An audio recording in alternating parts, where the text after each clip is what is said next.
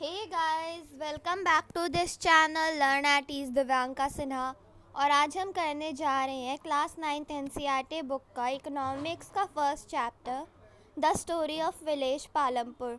तो आज हम देखेंगे विलेज पालमपुर की स्टोरी, वहाँ की मेन एक्टिविटीज़ क्या क्या है, वहाँ के प्रोडक्शन के बारे में और other activities other than agriculture में क्या क्या है और वहाँ के लोग कैसे कैसे हैं, हम ये सब देखेंगे। तो चलिए स्टार्ट करते हैं आज का video lecture. The purpose of this story is to introduce some basic concept relating to production, and this we do through a story of a hypothetical village called Palampur. तो स्टोरी का purpose यही है कि हम कुछ basic concept सीखे production से, और ये हम एक स्टोरी के माध्यम से देखेंगे जो कि विलेज पालमपुर की है। और यहाँ पे हाइपोथेटिकल का मीनिंग होता है इमेजिनरी, इमेजिनरी जो होता है ना वही। Farming is the main activity in Palampur, whereas several other activities such as small-scale manufacturing, dairy, transport, etc. are carried out on a limited scale. तो फार्मिंग यहाँ की मेन एक्टिविटी है, बाकी सारे स्मॉल स्केल एक्टिविटीज़ जैसे कि manufacturing, dairy या फिर ट्रांसपोर्ट, ये सब थोड़ी लिमिटेड स्केल पे कैरी आउट होती है। These production activities need various types of resources, natural resources, man-made items, human effort, money etcetera. तो इसके लिए बहुत कुछ चाहिए होता है। ह्यूमन एफर्ट पे हम एक कंप्लीट चैप्टर नेक्स्ट चैप्टर जो है उस पर देखेंगे, तो अभी हम इन तीन के बारे में ही डिस्कस करेंगे। As we read through the story of Palampur, we will learn how various resources combine to produce the desired goods and services in the village. तो जैसे कि हम इसमें पढ़ेंगे कि कैसे कैसे अलग अलग रिसोर्सेज को यूज़ किया जाता है एक साथ, जिससे कि हम कुछ अच्छा डिज़ायर्ड गुड प्रोड्यूस कर सके और सर्विसेज दे सके विलेजेस को। तो अब हम देखते हैं इसका introduction. Palampur is well connected with neighbouring villages and towns. तो ये एक वेल कनेक्टेड विलेज है अपने आसपास के गांव और बस्तियों से, ठीक है। Raiganj is a big village, is 3 kilometres from Palampur. तो ये जो पालमपुर से रायगंज जो है 3 किलोमीटर दूर है और ये बहुत बड़ा गांव है। An all weather road connect the village to Raiganj and further on the nearest small town of Shahpur. तो एक वेदर रोड जो है कनेक्ट करता है इन दोनों रायगंज को और एक स्मॉल टाउन जो है शाहपुर को। Many kinds of transport are visible on this road, starting from bullock carts, tongas, bagoes loaded with jaggery and gur and other commodities to motor vehicles like motorcycle, jeeps, tractors and trucks। तो बहुत सारे vehicles इनको connect करने के लिए दिखाई देती है। This village has about 450 families belonging to several different castes। तो इसके 450 families है, अलग अलग कास्ट से सब बिलोंग करते हैं। The 80 upper caste families own the majority of land in the village। तो 80 upper caste villager के फैमिलीज जो है ये ज़्यादातर लैंड जो है विलेज का उसको ओन करते हैं, मतलब उनकी खुद की है। Their houses, some of them quite large, are made with bricks, with cement plastering। तो इन सब चीज़ों से इनके घर बने हुए हैं। The SCs comprise 1/3 of the population and live in one corner of the village and in much smaller houses, some of which are made up of mud and straw। तो ये सब इन mud और straw से बने होते हैं और ये 1/3 population है इनकी बस। Most of the houses, जो ज़्यादातर हाउसेज है उनके पास इलेक्ट्रिक कनेक्शंस है, मतलब उसमें इलेक्ट्रिसिटी आती है। Electricity powers all the tube wells in the field and used in various types of small businesses। तो बहुत सारी स्मॉल बिजनेसेस में भी ये यूज़ होते हैं। Palampur has 2 primary schools and 1 high school. तो इसमें 2 प्राइमरी स्कूल है और एक हाई स्कूल है। There is a primary health centre run by the government and 1 private dispensary where the sick are treated. तो यहाँ पे एक प्राइमरी हेल्थ सेंटर है जो कि गवर्नमेंट के द्वारा रूल की जाती है, और एक प्राइवेट डिस्पेंसरी है जहाँ पे दवाइयाँ ले सकते हैं और बीमारों को ट्रीट किया जाता है। The description above shows that Palampur has fairly well developed system of roads, transports, electricity, irrigation, school and healthcare। तो इसके कारण हमें पता चलता है कि पालमपुर में ये सब चीज़ें अवेलेबल है, मतलब अच्छे से फेयरली डेवलप्ड हैं। Compare these facilities with those in your near by village. तो आप अपने नियर बाई विलेज के साथ इसकी फैसिलिटीज़ को कंपेयर कीजिएगा। The story of Palampur, an imaginary village, will take us through the different types of production activities in the village। तो इस इमेजिनरी विलेज से हम बहुत सारी प्रोडक्शन एक्टिविटीज़ जो कि अलग अलग टाइप्स के उसके पास जा सकते हैं स्टोरी के माध्यम से। In villages across India farming is the main production activity. तो विलेजेस जो है इंडिया के अक्रॉस में फार्मिंग मेन प्रोडक्शन एक्टिविटी होती है. सो आगे हम देखते हैं.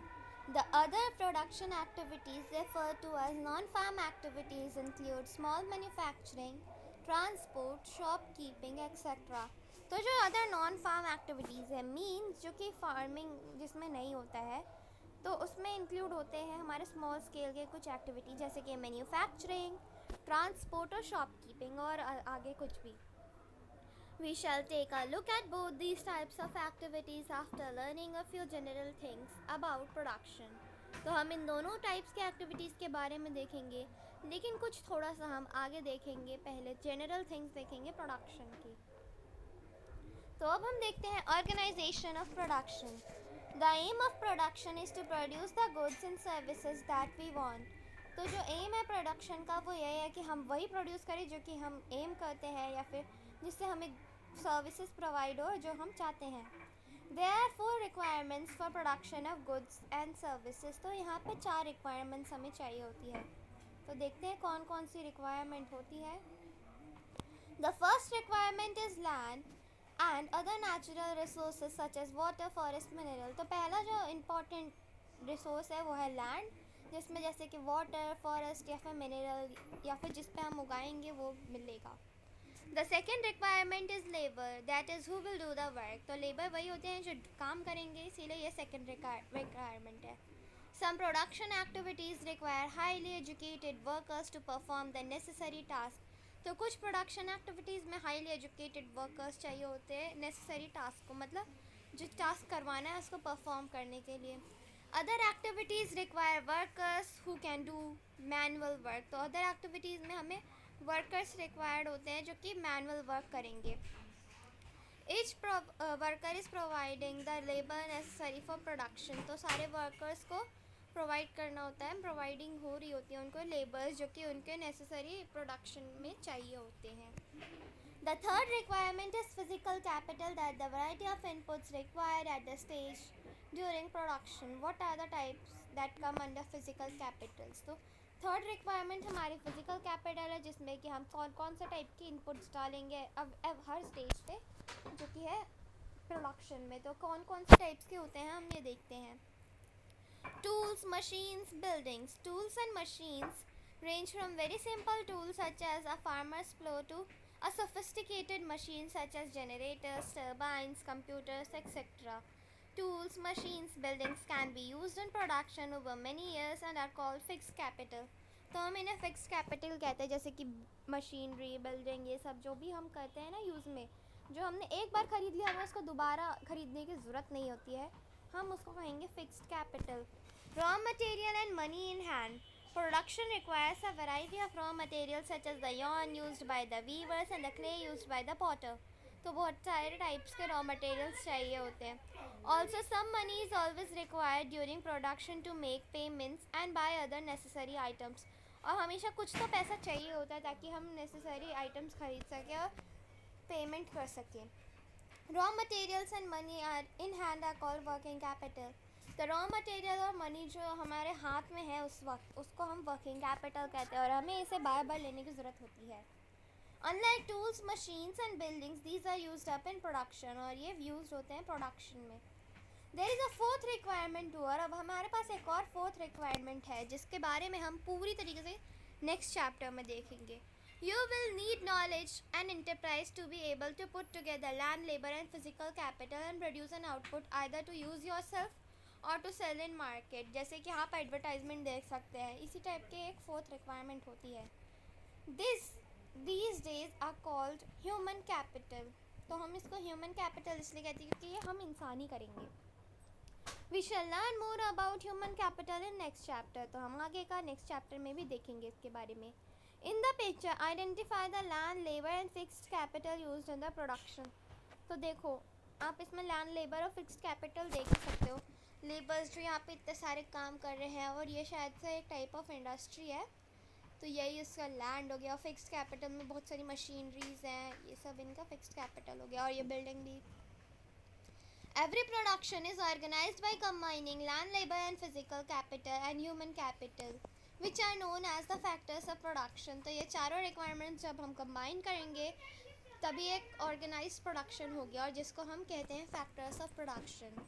As we read through the story of Palampur, we will learn more about the first three factors of production.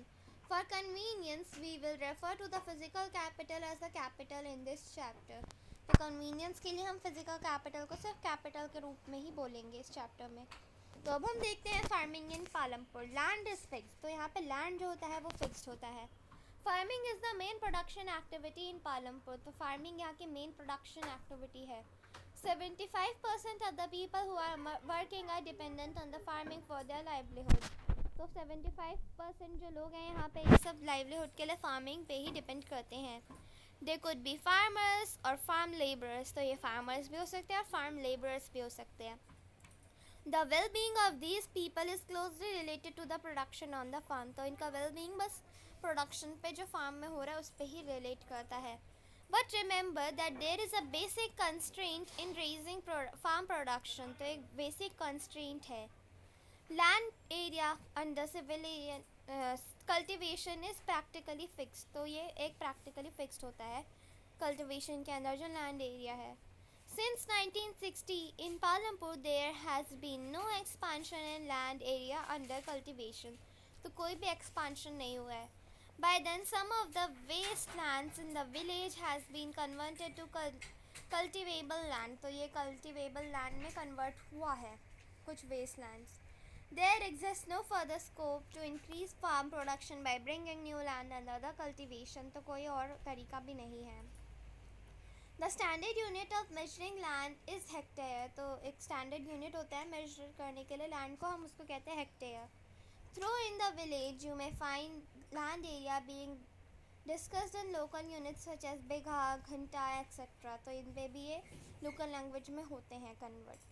1 hectare equals to the area of square with one side measuring 100 meters. तो आपको पता है ना area क्या होता है square का, side into side. तो उस पे means आपका क्या है 10,000 होता है उस पर एक हेक्टेयर पे.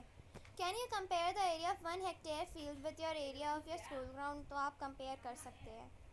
Is there a way one can grow more from the same land. तो कोई तरीका है जहाँ पे एक इंसान ज़्यादा कर सके. तो ऐसे बहुत सारे तरीके हैं. In the kind of and facilities available, Palampur will resemble a village of the western parts of the states of Uttar Pradesh. तो ये एक वेस्टर्न पार्ट का जो स्टेट है उत्तर प्रदेश में उससे रिसेंबल करता है Palampur.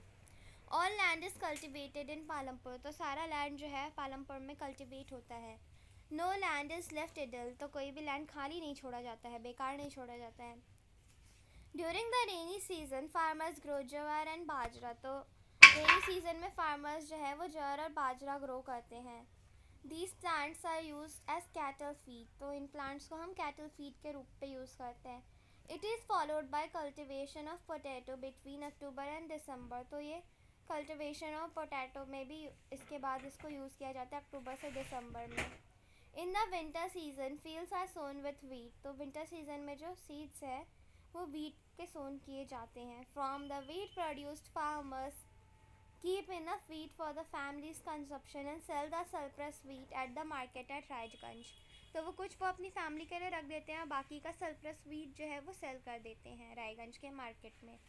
A part of the land area is also devoted to sugar cane which is harvested once every year. तो sugar cane भी उसमें ग्रो किया जाता है जो कि हर साल एक बार हार्वेस्ट किया जाता है. Sugar cane in its raw form और as jaggery sold to the trader Shahpur. तो ये सब इनको सेल किया जाता है. The main reason why farmers are able to grow these different crops in a year in Palampur is due to the well developed system of irrigation. तो ये question बहुत बार आता है कि ऐसा क्यों. तो इसलिए क्योंकि इनका एक वेल सिस्टम है, डेवलप्ड सिस्टम है इरीगेशन का. Electricity came earlier to Palampur. और इलेक्ट्रिसिटी भी यहाँ पहले आई. Its major impact was to transform the system of irrigation. इसका major impact था transform करना system जो कि irrigation का था. Persian wheels were till then used by farmers to draw water from the wells and irrigate small fields. तो Persian wheels जो थी वो पहले यहाँ इससे पहले तक यूज़ की जाती थी farmers के द्वारा पानी इकट्ठा करने के लिए, well से लाने के लिए और irrigate करने के लिए small fields को. People saw that the electric run tube wells could irrigate much larger areas of land more effectively. तो लोगों ने देखा कि इलेक्ट्रिक ट्यूबवेल ज़्यादा easily और effectively land को irrigate कर पा रहे हैं.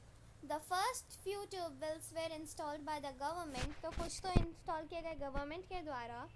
Soon, however, farmers started setting up private tubewells. और इसके बाद कुछ ही समय बाद farmers ने private tubewells को set up करना शुरू कर दिया.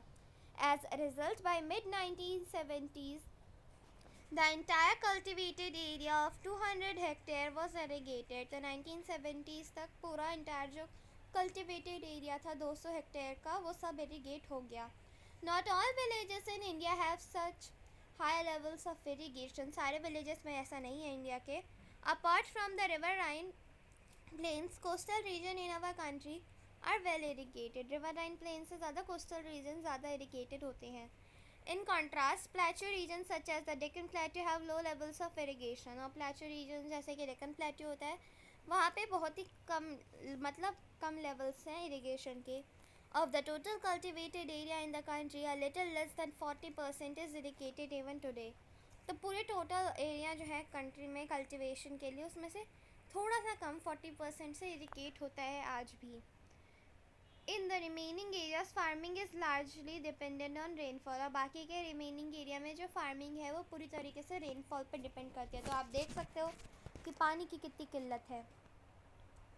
To grow more than one crop on a piece of land during the year is known as multiple cropping. तो एक crop से ज़्यादा एक ही land पे पूरे साल में grow करना हम इसको कहते हैं multiple cropping. It is the most common way of increasing production on a given piece of land. और यही एक most common way है इंक्रीज करना प्रोडक्शन को वो भी एक गिवन पीस ऑफ लैंड पे. All farmers in Palampur grow at least 2 main crops. तो पालमपुर में सारे फार्मर्स एटलीस्ट 2 क्रॉप्स तो उगाते ही हैं. Many are growing potato as a third crop in the past 15 to 20 years. अब बहुत सारे लोग पोटैटो को उनका थर्ड क्रॉप के रूप पे ग्रो करते हैं. From the table 1.1 show the land under cultivation in India in units of million hectares. Plot this graph on provided. What does the graph show? Discuss in class. तो ये आप खुद करिएगा. ये देखो आपको यहाँ पे हेक्टेयर्स पे लिखा हुआ है. आपको ऐसे ग्राफ में कन्वर्ट करना है. और आपको क्या दिखता है ग्राफ में? देखो 1950s में थोड़ा कम था, 1960s में तो उससे थोड़ा सा बड़ा, उसके बाद से कब से इक्वल ही है. Is it important to increase the area under irrigation? Why? हाँ इसीलिए इम्पोर्टेंट है ताकि लैंड जो है ज़्यादा अच्छे से इरीगेट होगा तो ज़्यादा अच्छे से क्रॉप्स ग्रो होंगे. You have read about the crops grown in Palampur. Fill the following table based on your information on the crops grown in your region. तो पालमपुर का तो आपने देखा कि कैसा होता है. तो ये आप अपने आप से करेंगे क्योंकि हर जगह के लोग का अलग अलग हो सकता है इसका answer. You have seen that one way of increasing production from the same land is by multiple cropping.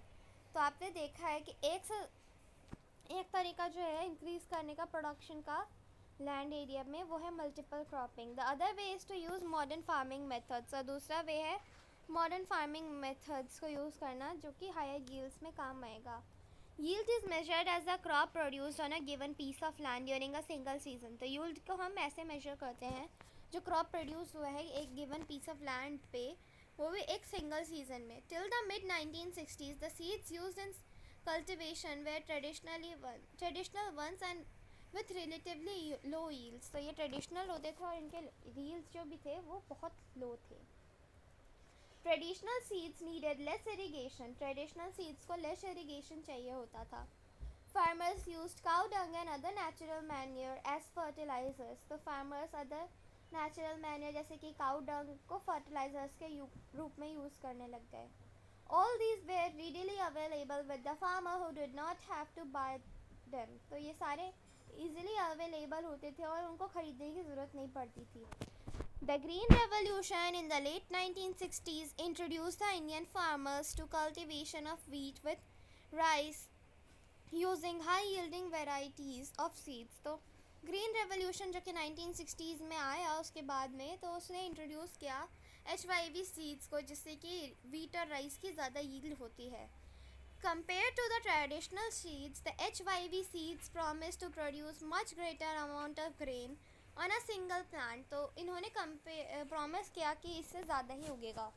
As a result, the same piece of land would now produce far larger quantities of food grains than was possible earlier, तो जो कि पहले possible नहीं था. HYV seeds, however, needed plenty of water and also chemical fertilizers and pesticides to produce best result. तो इसको produce करने के लिए तो बहुत सारा पानी चाहिए होता था, फर्टिलाइजर्स भी चाहिए होते थे और पेस्टिसाइड्स भी चाहिए होते थे बेस्ट रिजल्ट्स को प्रोड्यूस करने के लिए. Higher yields were possible only from a combination of HYV seeds, irrigation, chemical fertilizers and pesticides etcetera. तो हायर यील्ड्स तो इन सब के कॉम्बिनेशन के साथ ही अवेलेबल होती थी. Farmers of Punjab, Haryana and Western Uttar Pradesh were the first to try out the modern farming method in India. तो फार्मर्स जो पंजाब और हरियाणा और उत्तर प्रदेश के थे वही थे पहले जिन्होंने इसको यूज़ किया था. The farmers in these regions set up tube wells for irrigation and made use of HYV seeds, chemical fertilizers and pesticides in the farming. तो इन सबको इन्होंने यूज़ किया, पेस्टिसाइड्स वगैरह, केमिकल फर्टिलाइजर्स, HYV seeds और irrigation के लिए tube wells. Some of them bought farm machinery like tractors and threshers which made plugging and harvesting faster. तो बहुत सारे लोगों ने तो मशीनरी जैसे कि ट्रैक्टर्स और थ्रेशर्स भी लाए जिससे कि प्लोइंग और हार्वेस्टिंग फास्टर हो जाए.